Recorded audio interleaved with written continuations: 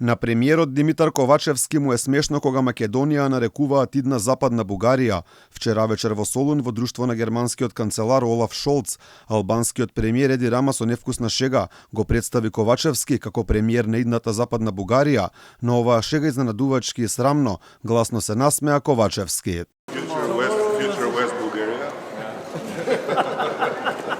На ваквиот срамен потек на Ковачевски реагираше потресателот на ВМРО ДПМН Александар Николовски. Преку Facebook статус порачува дека после вакво понижување и газење на се македонско, Ковачевски мора веднаш да си поднесе оставка.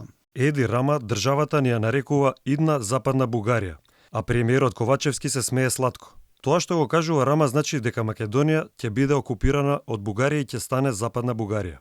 И на тоа, првиот човек на Македонија, која се понижува пред негови очи и уши, од Еди Рама сладко се смее. Се смее.